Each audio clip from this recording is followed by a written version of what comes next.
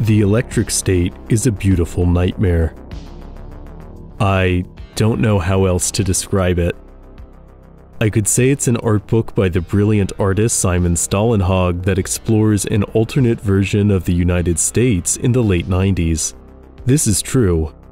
I could say it's a story where a young woman and a small robot venture across a ruined landscape littered with the skeletons of terrifying machines. This is also true. I could say it's a poignant warning of how runaway consumerism can have apocalyptic consequences. This, I believe, is true as well. Yet none of these descriptions tells the whole. So, for this entry into the archive, I'll dive deep into this masterpiece of sci-fi world building. And like my video on Stålenhag's other series, Tales from the Loop, you can purchase the art book using the links in the description. Now, let's enter the world of the electric state. The electric state begins in 1997, with a mysterious girl and a strange yellow robot venturing across the Mojave Desert, moving towards their distant destination somewhere on the western coast. Much of the electric state is centered around their journey through the collapsing nation, turning the narrative into a kind of apocalyptic road trip. This strange duo forms the emotional core of the art book, the beating heart of a world where everything is increasingly mechanical. On the side of a dusty road in the Mojave Desert, clothes blow from the roof box of an empty sedan. The car's owners are now dried husks, still dressed in their vacation clothes, a portrait of a family vacation gone horribly awry. Virtual reality headsets called neurocasters still cling to their heads, likely the cause of their death. Manufactured by the company Sentry, neurocasters are a reoccurring visual in the electric state. These face-swallowing devices were designed for military use, but soon became a common household item as people lost themselves within a blissful virtual network. The side effects weren't noticed until too late. More and more consumers never took their headsets off, and would wither away into lifeless shells, their mouths sometimes still moving as if trapped in a dream. Starts behind the eyes, goes behind the head. My head is just getting tighter. The concept of people losing themselves to a simulated nightmare is mirrored in David Cronenberg's Existence, a sci-fi horror film that, despite being released in 1999, feels painfully modern. Like the electric state, Existence is an unsettling meditation on how technology shapes and manipulates human beings, where virtual reality offers no salvation but oblivion. And in the electric state, the neurocasters prove to be quite literally apocalyptic. The exact cause of the neurocasters' malfunction is unknown, but there are rumors that in connecting so many brains through the headsets, an intercerebral intelligence emerged, a hive mind with an agenda of its own. I feel clear-headed again. Finding a car and beginning a long drive across California, the girl and robot witness the surreal wreckage of a collapsing civilization. In one image, huge yellow ducks rise from the sand like bizarre monuments, their bodies riddled with impacts from large caliber rounds. It seems the region was once some kind of shooting range, although it has long been abandoned. Elsewhere off the highway, a giant metal mascot erodes away into a metal skeleton, its pained expression frozen in a permanent smile despite the devastation surrounding it. How the animatronic reached its resting place is left ambiguous, although the framing of the image makes it seem like this machine walked here on its own. In a dusty town emptying of people, another machine sits in silence, its body a nightmare of tangled wires. There's a fascinating incongruity between the extraordinary Goliath and its ordinary surroundings, a fundamental incompatibility that evokes a strange sense of loneliness. Yet at the same time, there is something undeniably threatening about these childlike and cartoonish machines that seem to appear more and more frequently as the girl and robot creep ever closer to their destination. In these illustrations, Stålenhag proves himself an expert in the uncanny, creating machines just abnormal enough to instill uneasiness. Where these machines came from and what they truly are is a mystery that can only be solved by venturing deeper into the electric state. Wherever you are this summer could be a very cool place. Advertisements also loom large over the electric state. In one snapshot from this post-apocalyptic road trip, an immense inflatable sun smiles and throws up a peace sign in bitterly amusing dissonance to the end of the world. In another, a giant heart-shaped mascot rusts under the California sun, promoting financial solutions for people with terminal conditions. The macabre juxtaposition between the upbeat marketing and grim subject matter is a repeating motif throughout Stålenhag's illustrations of advertisements, a reflection of a culture that pretended everything was fine until it was too late. On a passing billboard, a slogan proudly proclaims that Neurocasters win both design awards and wars, showing that warfare is seen as just another opportunity for marketing. And given the devastation the Neurocasters caused, there's a grim, unspoken implication that this advertisement would have been taken down if there were anyone left to do so. Where the electrical grid still functions, gargantuan towers of corporate logos overshadow the homes of residential neighborhoods. These literal monuments to suffocating commercialism cut through the fog, with Stålenhag's exceptional eye for atmospheric lighting making the scene particularly melancholy. Cities like this echo the visuals of sci-fi films like Blade Runner, whose iconic setting is similarly awash with neon light from skyscraper-sized advertisements. There's an undeniable familiarity to these striking visuals. The invasive billboards of the electric state in Blade Runner are exaggerations, but not by much. Across the US, how many landscapes are clogged with a mismatch of commercial signs? How many major cities overload the senses with a blur of fluorescent advertisements? The United States that the electric state depicts is a nation seen through a cracked lens, where the specifics are distorted but the overall impression remains uncomfortably close to reality. One piece of media that can help us better understand the electric state's relationship to reality is the sci-fi pixel art game Norco. Released by indie developer Raw Fury in 2022, the melancholy point-and-click adventure takes place in an alternate version of Norco, Louisiana, where advancements in robotics and industry have created a land of desolation and alienation. The urban sprawl of real-world Norco has been shaped by the petroleum industry and has twice experienced catastrophic explosions, events that the game feels in painful conversation with. There are moments where the pixel art fades into live-action footage of the region, blurring the line between fiction and reality.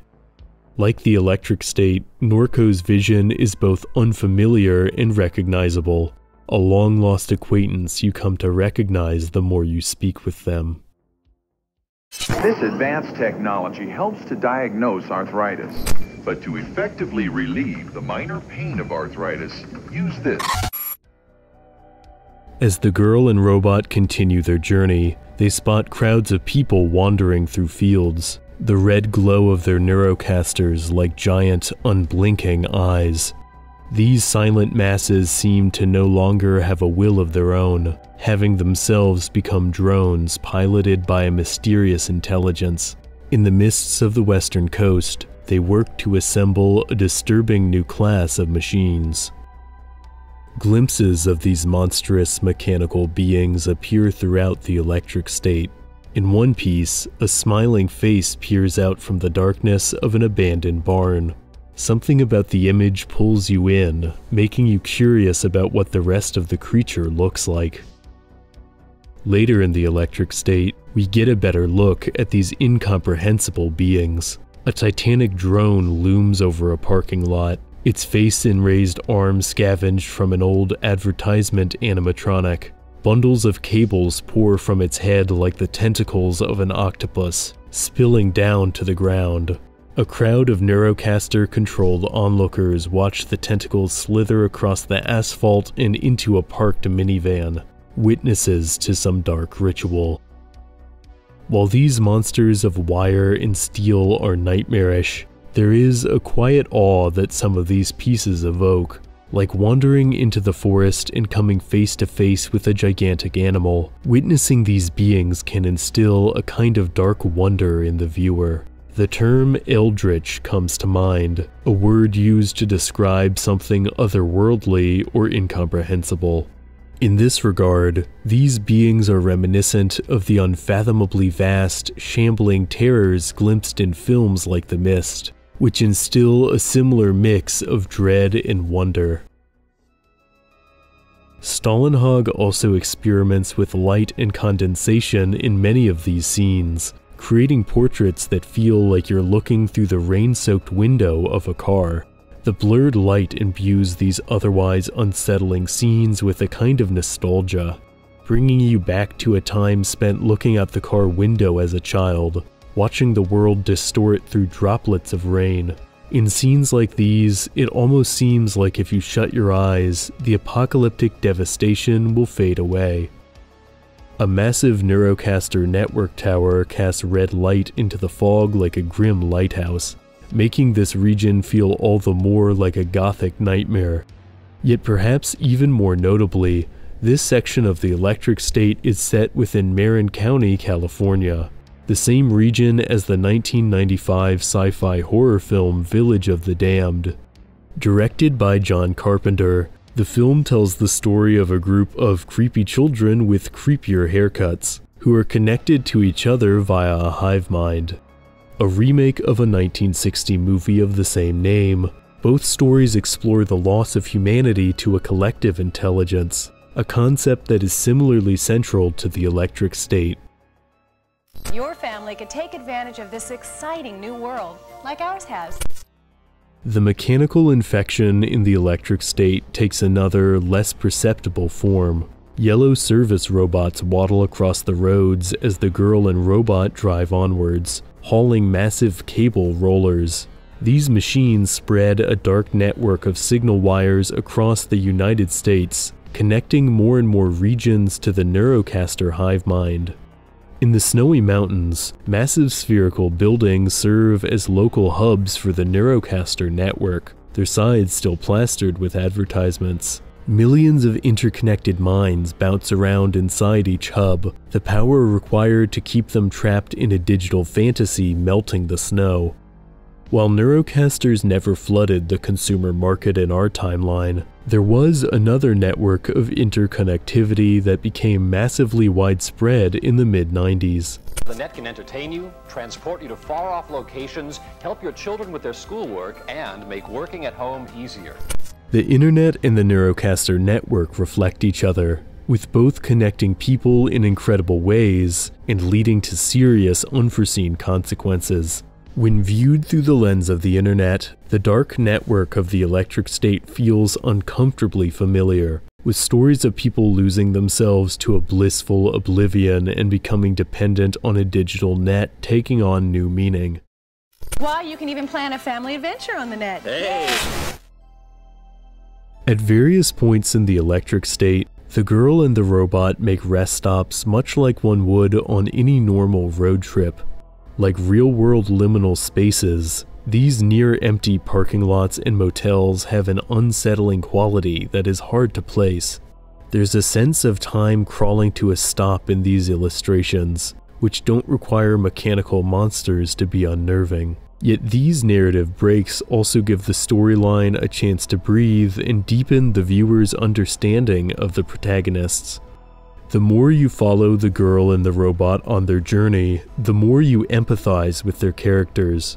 Stålenhag does an outstanding job using the minimal text and subtle visual cues to demonstrate the bond the two have, as the world around them becomes increasingly dangerous. In one of the most memorable points of the voyage, the girl and robot drive past a forgotten war memorial. A hillside ravaged by bombs emerges from the clouds. Two gargantuan military vessels simply called drones sit in silent vigil atop the hill, a class of machines that played a huge role in the backstory of the Electric State. While in the present of the Electric State, drones are little more than bloated metal carcasses, these machines once spearheaded the nation's military. In a nameless war, these unmanned vessels fought each other in a strategy game played out over 7 years. Though the drone technology was praised for preventing meaningless loss of life, the collateral damage was catastrophic, not just in terms of civilian casualties, but in terms of unforeseen technological consequences. For the drones were controlled by pilots wearing Sentry headsets, with the war spurring the invention of the Neurocaster technology that would eventually go on to doom the nation it was supposed to protect. It's difficult to convey the sheer power that Stålenhag's art gives these machines, which feel so enormous they become part of the landscape, looming in the distance like artificial mountains. In one image, a drone seems to have been converted into a makeshift dwelling, with a Californian flag and string of laundry hung from its side. Once trophies of victory, these colossal wrecks are now bitter consolation prizes. A painful reminder that though the nation won on one front, the triumph came at the price of losing everything to a mechanical nightmare. There is another narrative hidden within the Electric State. Running parallel to the story of the girl and the robot is a fragmented storyline of a mysterious agent who seems to be headed towards the same location.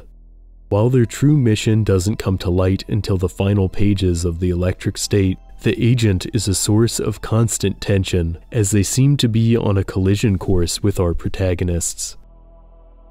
In the last stretch of the Electric State, the girl and the robot arrive at an overgrown childhood suburb that has fallen to ruin.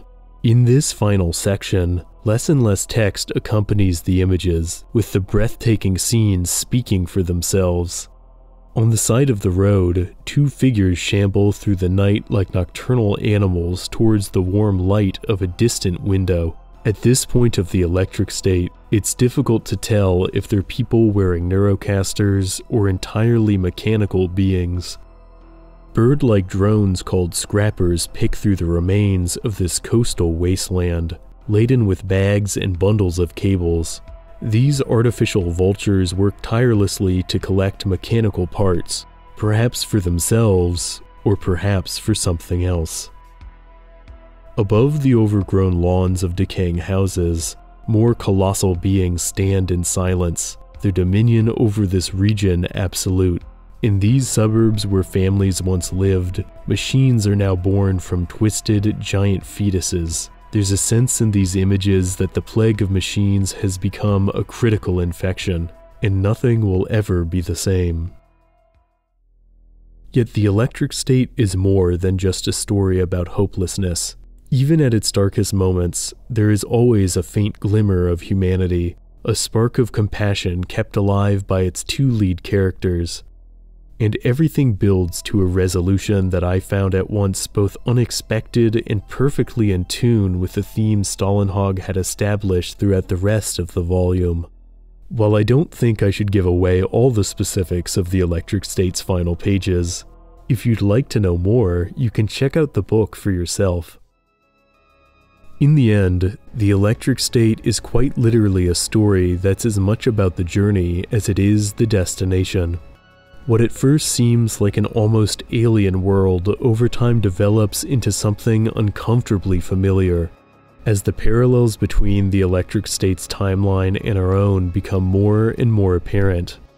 Like Simon Stålenhag's other most well-known work, Tales from the Loop, it is a haunting, poignant book that pulls you deeper into its atmospheric depths the more you read, and stays with you long after the pages end. If you found this world as interesting as I do, you can purchase the art book using the links below to get the full story, and follow Simon Stålenhag on social media. As always, thanks for watching. If you enjoyed this entry, please lend your support by liking, subscribing, and hitting the notification icon to stay up to date on all things curious. See you in the next video.